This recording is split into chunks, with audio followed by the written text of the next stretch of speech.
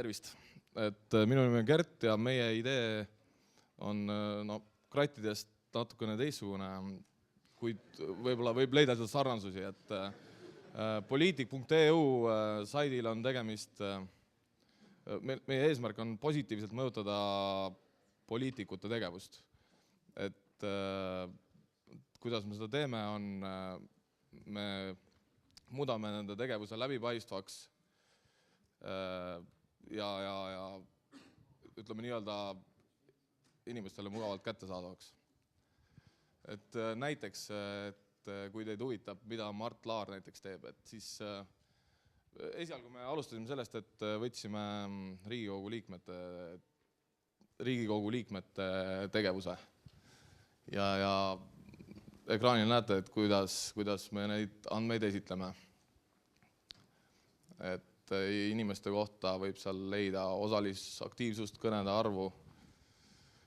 Teine variant on otsida top-liste inimestest, kes kõige rohkem võtavad sõna, kes on kõige jutukamad, kes on kõige rohkem haiguslehel ja näiteks, mis on nende keskmine palk 2009 aastal.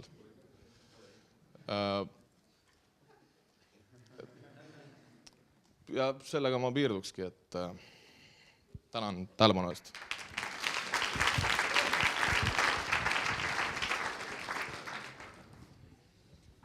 Missugune selle rakenduse finantseerimismudel on ja kas saab kuidagi nagu ennast sisse osta sinna? Sisse osta ei saa, aga finantseerimismudeliks võib olla toetusfondid. Me seda ärimudeliga ei ole väga palju tegelenud, aga olenevalt selle ettevõtmise või lehe külastatavusest ja rahva huvist selle vastu võib seal olla erinevad variante koostöö ajakirjandusega, mida iganes. Aga ütleme, väga head selget arusaama ei ole, mis ärimudel on.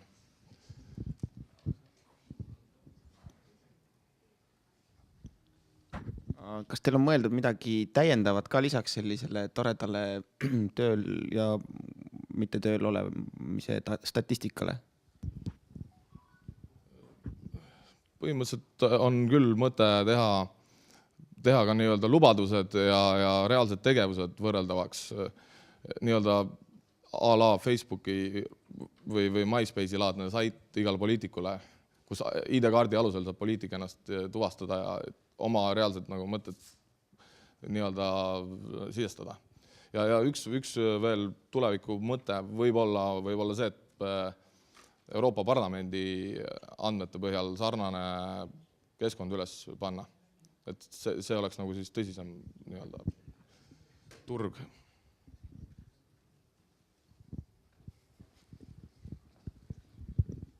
Ei ole lihtsaks tahaks elu, kui selle saidi vastu oleks huvi.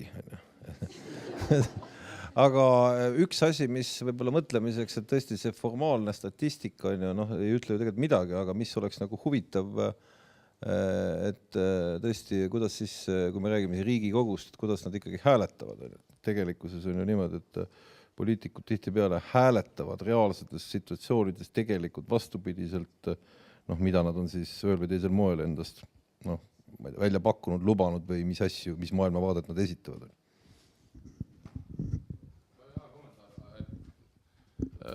Selles suhtes nende andmete kategoriseerimine ja temaatikad, mis teemal mingi poliitik sõna võtab, et kõik on stenogrammis olemas, et tegelikult sinna annab küll seda niisugust rõhuasetust juurde näidata. Mida mingi poliitik rõhutab, on rääkinud rohkem, mida iganes, hääletanud, mille poolt. Aga kuna me tiim oli suhteliselt väike, et siis me ei jõudnud seda selle ajaga siin ära teha. Selge, aga aitäh teile. Tiim püsti kahe liikmine lõpuks või? Aga palun siis see üks härra veel püsti ja teeme teile suure aplausi.